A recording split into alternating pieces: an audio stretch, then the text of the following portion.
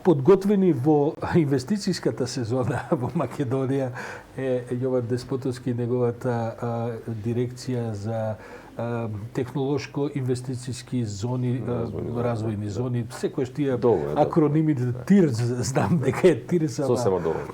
Деспотовски, неодамна почетокот направивте, направи една анализа за она што се случуваше со инвестициите 20-та година. Може ли малку еден пресек за тоа, за да влеземе во ова што очекуваш и што се случува во 21-та?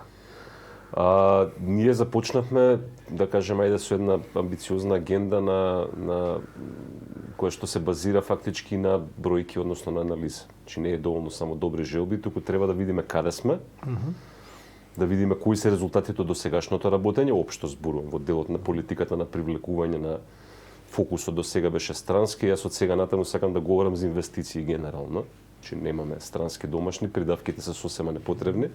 Може би само за некои статистички операции. Значи, бројките ни покажуваат дека изминатата година, например, имаме она што, например, мене лично ме радува.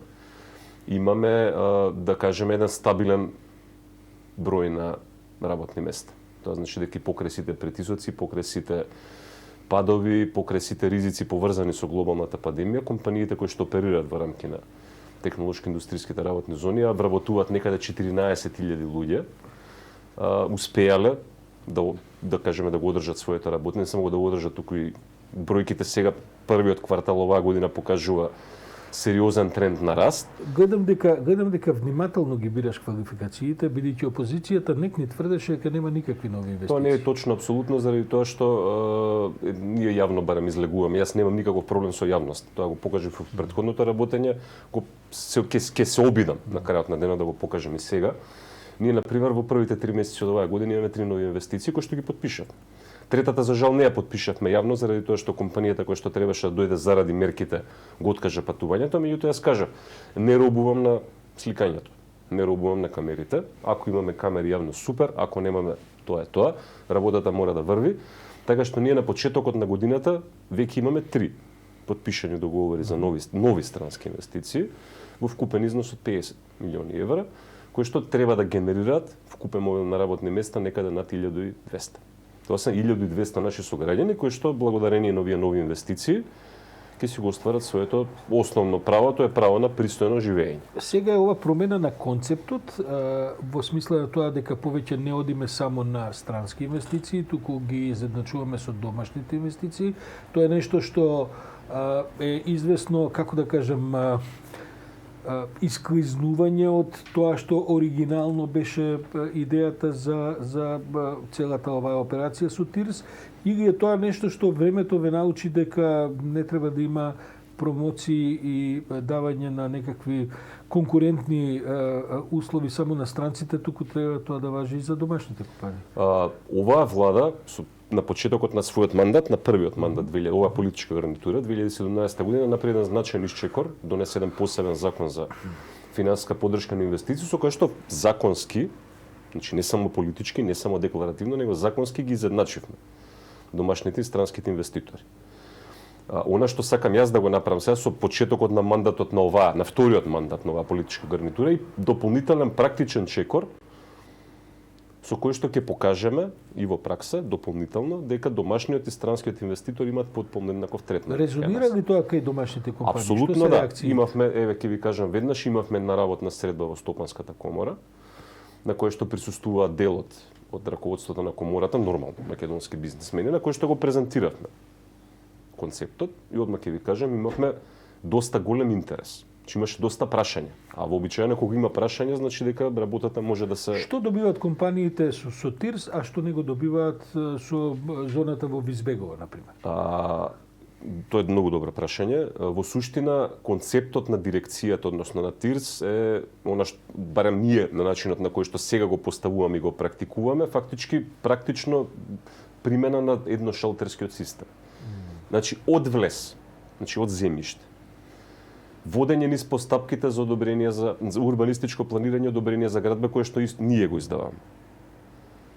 Поддршка во делот на развојот на инвестицијскиот план, обезбедување на државна помош за реализација на инвестицијата, преку целиот оној систем за понатамошна грижа од како инвестицијата ќе почне да функционира, во смисла на обезбедување на пристап до различни јавни услуги и така натаму. Што се условите за да се квалификува човек за таков третман? Бидејќи ова е малку ред карпет, што вика, црвен тепих третман. Точно така. Пак велам, зошто оној во Избегово ги нема истите тие услуги како ова и што кај вас? Тоа е добро, повторно кажам, тоа е многу добро прашање, се обидуваме, токму заради тоа го изедначуваме.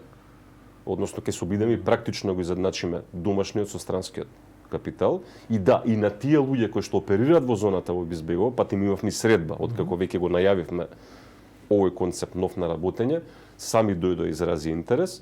Значи веќе работиме и на соодветни измени во дополнителни измени во самата регулатива кои што ќе невозможи и тие компании во зоната во Избегово да го имаат ваквиот третман. Идејата е фактички преку креирање на дополнителен број. Не мора без царински зони, доволно индустријски зони, кои што ќе бидат под надлежност на државата, што е можно поголем број на домашни компании сега веќе, кои што задоволуваат одредени параметри, зборувам и од аспект на висина на инвестицијата, бидејќи знаете како сега и странските компании подлежат на ист третман во смисла на тоа дека правиме анализа. Значи јас велам, нашата политика е секоја компанија добро дојдена да зборува со нас. Познате вашиот став дека не барате ефтини компании кои ти даваат мали плати. Апсолутно барате не. квалитетни инвеститори, Апсолутно успевате во тоа или е само тоа флоскула? Знаете како? Значи во пракса мораме го покажеме тоа. И јас ви кажам следно, значи имате две инвестиции. Значи мора да го покаже, не е доволно само да кажеме, знаете, јас донесов 40 милиони инвестиции. Добро, меѓутоа што значи тоа за обичниот граѓанин? Тоа се разбира. Поголема плата дома, постабилно работно место, повеќе пари во буџетот или ќе донесеме инвестиција која што се базира на ефтина работна сила, со која што системски креираме сиромаштво. Знаете како е? Една од првите работи кои што ја анализиравме и објавивме јавно беше износот на платите во зоните. Сакам да се разбие баукот дека по дефолт секој што е странски е добар, а секој што е домашен не е добар. Затоа што не е така. И објавивме еден податок дека платите во зоните се пониски од просечната плата во државата. Статистички податок. Луѓето беа изненадени. Јас бев изненаден. Сите очекувавме дека податоците ќе бидат многу подобри. Не се. Пристапот сега кон инвеститорите е следен. Тоа е загрижувачка. Ние само констатираме ситуација, затоа ви реков, за било кој нов концепт кој што сакаме сега да го спроведеме, мора да знаеме од каде поаѓаме.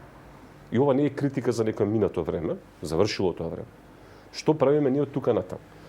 Било кој инвеститор кој што ќе дојде подлежи низ третман, ги бараме проекциите, бараме да видиме колку ќе нормално, колку ќе инвестира, колку планира приходи да оствари наредните 10 години, колка ќе биде добивката, колку луѓе ќе вработи, ама и колка плати ќе даде. Какви се реакциите на тие што се интересираат и што знаете како? Значи секој пакет кој што го креираме како понуда за инвеститорот се базира на тие бројки. Ако процениме, ако бројките ако покажат, не дали мене ми се допаѓа некој или не. Ако процениме, тоа е разликата меѓу нас и некое претходно време кога договорите се правеле врз основа на тоа кој на кого му се допаѓа, да не идеме понатаму. Меѓутоа ако процениме дека буџетот има интерес, затоа што инвестицијата после 3 или 5 години ќе почне да плаќа, бидејќи во одреден период се ослободени во одреден износ, дека платите се високи, дека ќе имаме навистина голем број на работни места. Во тој случај да, можеби тој инвеститор заслужува и подобар пакет на почеток. Доколку процениме дека немам интерес, дека што се вика домаќински нема меса, во тој случај знаете како? Можете секој е добре дојден, меѓутоа не под посебен режим и не под црвен тепик, она што го викате вие. Се обиде владата да направи некаква нова политика, која велам владата не мислам во оваа последнава година, туку откако е оваа екипа дојде на власт, да направи некаква нова политика во однос на странските инвестиции. Се вратија некакви економски амбасадори низ тоа не сум сигурен дали воопшто дава некаков ефект. Може би ви имате повеќе информации. Се направи еден нов метод, ова што меѓу другото и вие го објаснувате. Не трчаме по инвеститорите, туку оние што ќе дојдат ги скрутинираме, ги на поинаков начин ги снимаме рентгенски, што се вели, за да видиме што всушност може да се очекува. Има ли ефект од таквиот нов пристап, ве прашувам? Добро, што е право, ние се наоѓаме веќе во втората година на фул пандемиски услови на работење во целиот свет и тоа е веројатно најлошата клима која што ја памти економијата во светот во последните 100 години за инвестиции, но се подготвувате ли барем за овој бранов што би требало да следува кога сега ќе се со вакцинациите низ целиот свет ќе се придвижи економијата. Ги гледаме цифрите во Кина, ги гледаме цифрите и во Европа и во Америка. Ќе има ли тоа некаква рефлексија во Македонија или ќе си останеме на маргините? На маргините апсолутно нема да останеме. Значи, не чекаме да заврши пандемијата па да работиме. Значи, ова сето што го зборувам, веќе го спроведуваме во практика. За економската дипломатија на концептот на кој што сега е базирана, нема да коментирам, ќе оставиме можност бидејќи сега замина луѓето да видиме дали има или нема. И јас имам свое лично мислење, меѓутоа е да видиме што ќе покажат бројки. Меѓутоа ние одиме со еден пристап во кој што ќе излеземе надвор. Со тоа што пораката нема да биде дојдете во Македонија, ние сме земја нефтина работна сила, ќе ви даеме све. А што ќе биде пораката? Пораката ќе биде... Што нудиме ние компетитивно во однос на другите? Значи, ние сме мала земја. Мала земја подразбира дека да, немаме во изобилие човечки ресурси, немаме во изобилие, фала Богу, ни земјиште. Мали сме, реално. Споредба со нашите конкуренти во регионот. Меѓутоа може да бидеме попаметни, пофлексибилни. Ова што ви го кажувам сега. Можеме врз база на бројки да се направиме одреден природен филтер. Кого ќе привлечеме, со кого ќе работиме. Мислам дека нашиот пристап, не верувам дека е единствен во светот, меѓутоа ќе ни даде одредена конкурентна предност во регионот, што е многу важно. Зборам флексибилноста, анализата, чи размислувањето. Не трчањето по бројки. Резултатите ќе треба наскоро да се видат. Резултатите ви ги кажам сега. Значи имаме 3 потпишани договори на почетокот на годината. Од каде се компанијата? 15 канадска и 2 турски. Добро. Имаме 15 најавени. Ама најавени некоја кажем по телефон ми се јавиле дека најавуваат, него доставиле писмо со интерес и проекции. Че веќе влегле во постапката. Инвестиции кои што тежат некаде над 250 милиони евра. Со некаде над 6000 најавени нови работни места. Тоа е сериозна цифра. Јас на едно од претходните гостувања во медиумите најавив дека со овој тренд вака дополнително засилен, имаме и други елементи, други џокери кои што допрва ќе ги вадиме на површина. Јас очекувам дека сето она што е реализирано досега во изминатите 20 години во делот на инвестициите во технолошко-индустријските развојни зони, некаде околу 1 милијарда инвестиции, 20 години. Јас верувам дека можеме да го достигнеме до крајот на овој мандат како бројка.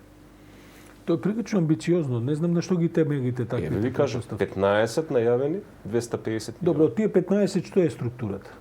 Од каде доаѓаат? Што се главните? Она што ме радува мене дека еве ќе ви кажам исто така, значи јас не велам дека нашата порака веќе фатила корка, меѓутоа не трчањето по инвеститори кои што бараат ефтина работна сила и не фокусирањето исклучиво на една индустрија како автомобилската, веќе во моментот ни говори дека оваа структура од 250 милиони имаме 40% кои што доаѓаат од фармацевската индустрија.